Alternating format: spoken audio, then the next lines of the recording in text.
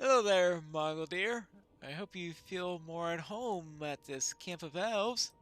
We have arrived, and now I must deliver my report.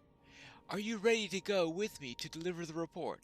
I do wish we had something of substance to tell Glorfindel, but no scout can decide what it is that he finds. Let us know when you're ready to meet with the leader of the Bright Company. Then let's go and find Glorfindel. Glorfindel and the Bright Company have accomplished many heroic feats in service of High King Gil-galad, but be not overawed. I have found them friendly and approachable, both. Well, that's good to hear. This way, my friend. Glorfindel would be glad to meet you, and he would hear my report. Whether this siege in action of Sauron's servants will be pleasing, I cannot say. I myself am troubled by it, but I do not lead the Bright Company. Glorfindel will know more than either of us, I expect. Well, we'll find that out. There's nothing the Bright Company cannot find out. Hail, Glorfindel! I am called Moggldeer, and I'm one of the scouts you dispatched a few days ago. I have brought you my report. Yes, I remember. I welcome your report. But who is this? Oh. It is good to meet you, friend Warden, for in war all friendships must be prized. I am the captain of the Glanothreme, the Bright Company, and we are tasked by High King Gil-galad to undertake some of the most dangerous missions on behalf of Elvenkind. You have not heard of us, I imagine? That is good, for none of us expect or desire any glory.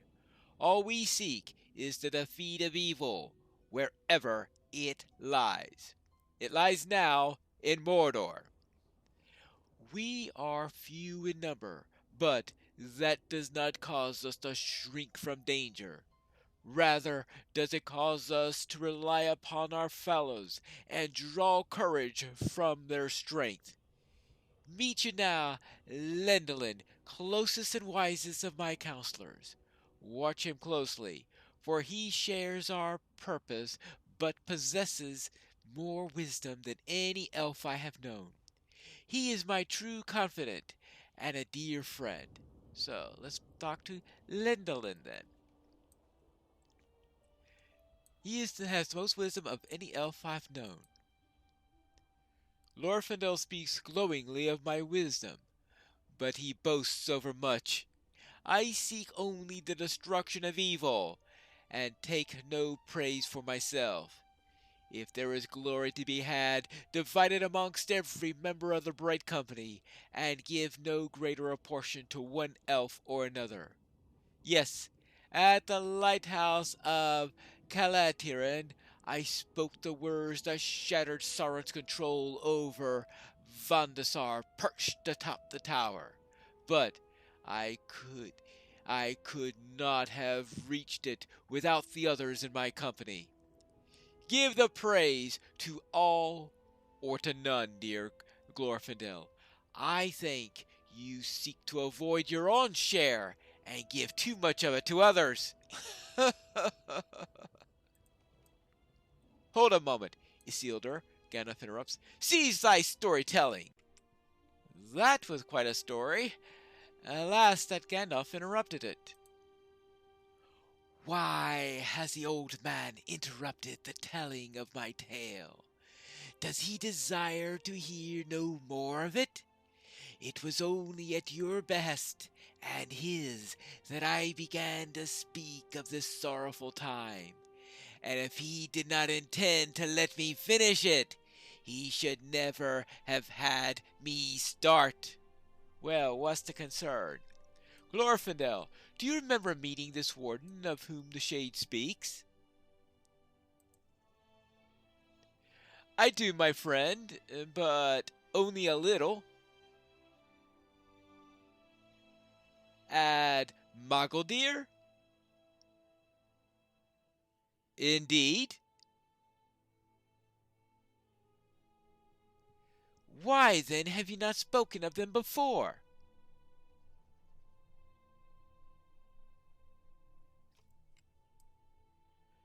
Many are the events you have seen important only when they pass Gandalf.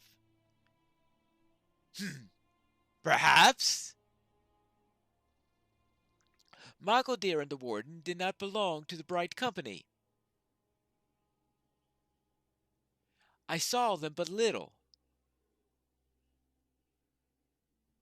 There is something else in this shade's tale that troubles me. This word you mentioned, Vandasar. What is its meaning? The Vandasari were the Oatstones of Numenor. The Oatstones of Numenor.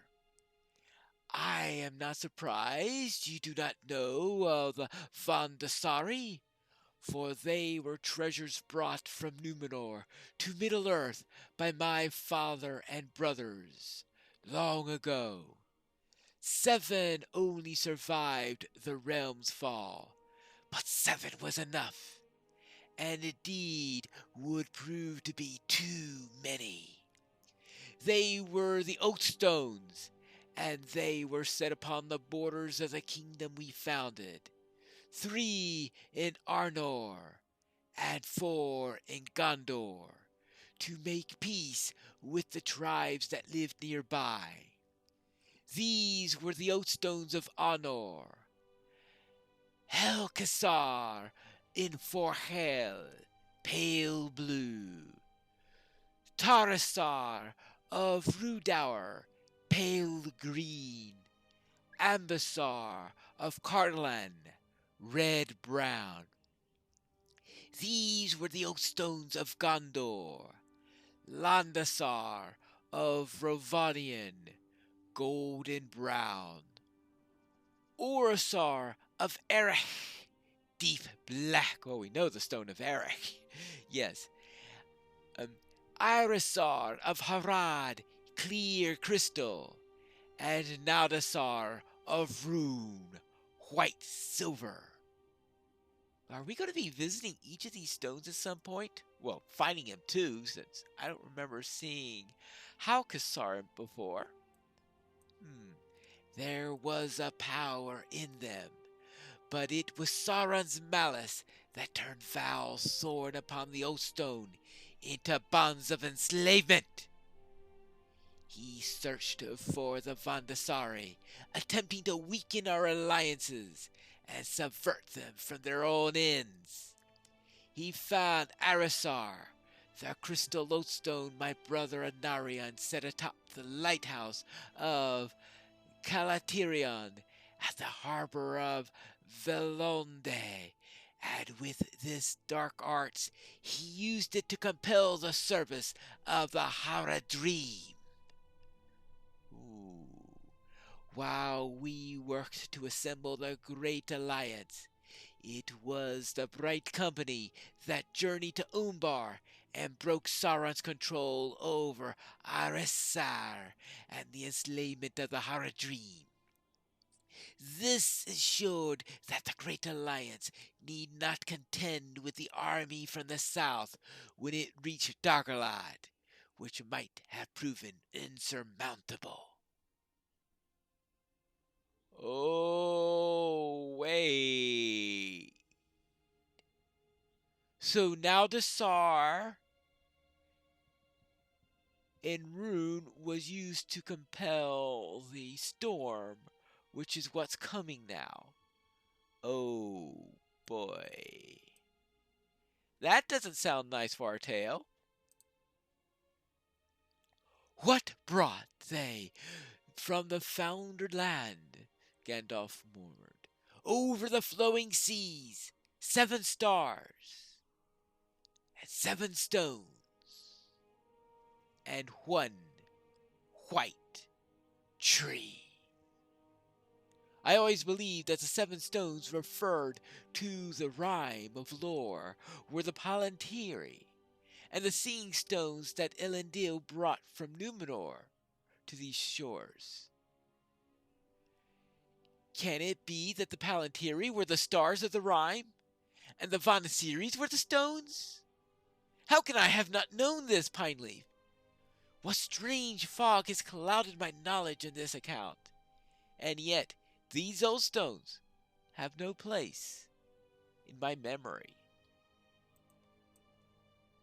Well, how about that?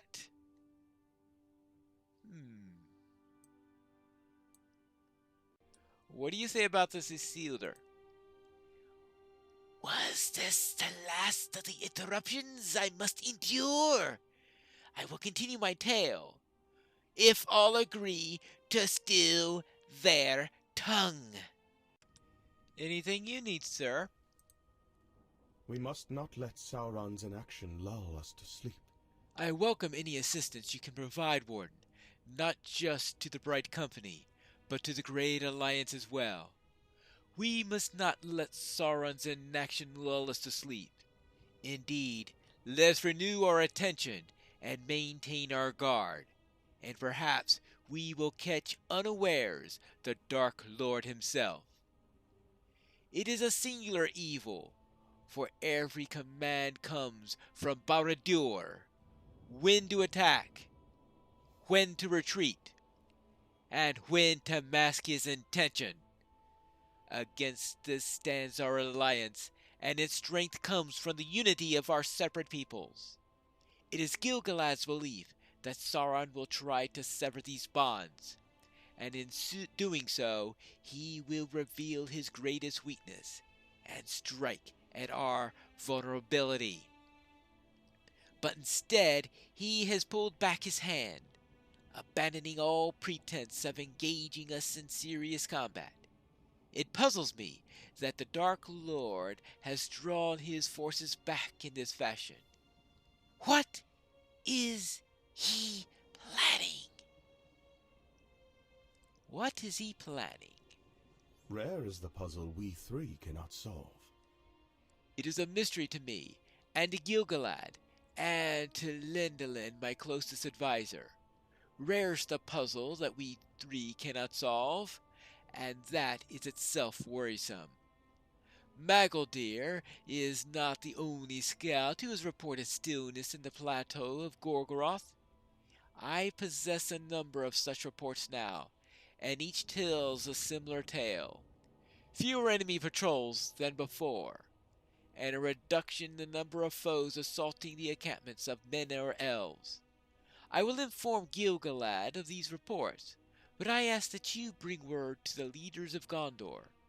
I understand Elendil is in council, and I would not have him disturbed. But if you bring these reports to one of his sons, they will deliver the word to him when he is free. Seek out Isildur or Anarion at Adambel. I am troubled by these reports, but cannot say precisely why. Perhaps the sons of Elendil can pinpoint the reason behind my worry, and speak such words as they will abate it. Very well. Back to Adambel, but I do have some supplies and some words here. First off, this is Celeborn in Echad in Itzil for bring him the missive. I have orders for you, soldier. Thank you for bringing this information to me. What does it concern? Does every messenger seek to know the contents of the message upon delivery? I mean no harm by the question. Indeed, I will tell you, for it is only the open communications that we can hope to bring this siege to an end. There are forces gathering in Amon-Fuin, and this letter contains information about the fortress built upon the hill that will help us oppose them. This missive may help turn the tide of the war. We could only hope. And for Amroth here, I have some supplies. Listen well, soldier. Yes, these supplies will be very helpful. Thank you for bringing them to me. The dwarf in charge of sending the supplies has been less than punctual in the past, and it's good to see that he stalls no longer. I commend your efforts in this.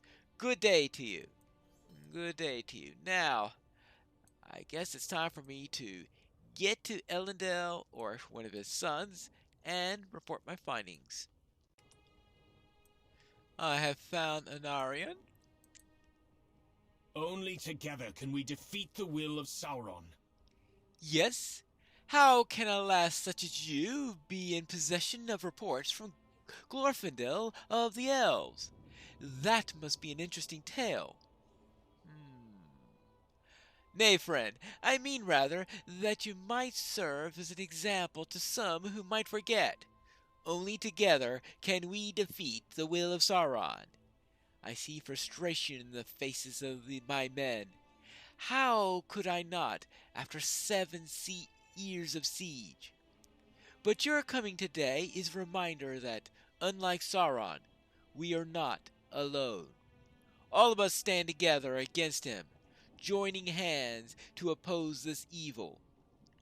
This endless waiting cannot last, no matter how certain it seems it must. Tell me, friend, what word do you bring from Glorfindel of the Elves?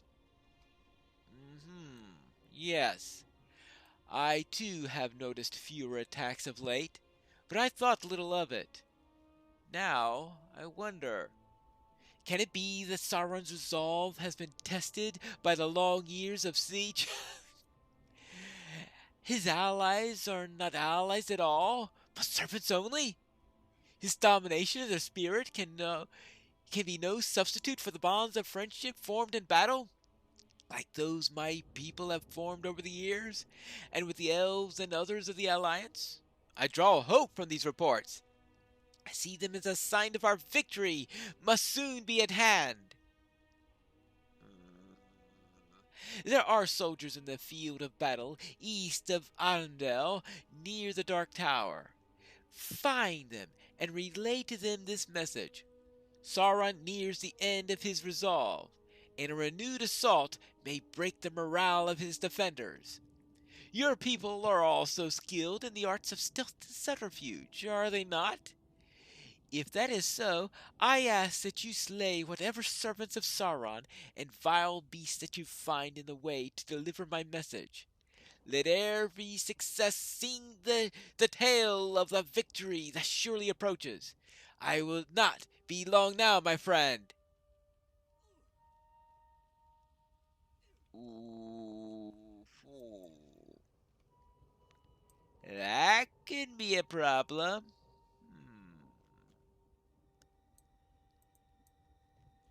Yeah. I think that might be a good idea to tarry a little on that message. Of course, I will bring it, but I have all these errands that look like they want me to do at Arnonbell. Maybe I should do them first. Or actually, the errands I need to do are in Echad in Ithil. Yes, and anyway, it'll give me time to defeat those beasts that we're talking about, right? Now, where were we? Ah, I hear somebody who wishes to speak with me. Yes, Thranduil, the king of Iringalen. Hello there. Are you able and ready for battle? Must we now fight our own? By some dark necromancy, Sauron has infused the bodies of our fallen with vile spirits and brought them back to fight their former brethren. These were once good men and elves, but now they move without thought, animated by vile spirits. We must slay these wights and put an end to this worst affront of Sauron. So kill some fallen soldier wights and elf wights, alright? And Do not stay idle, for there is much to be done. we have secured much of Parth Danath, but Sauron's forces still grasp at the edge of the corpse fields. I require more men to patrol and scout Parth Danath. Once you have done this, report back to me. We must make certain that our presence is not forgotten if we are to win this war.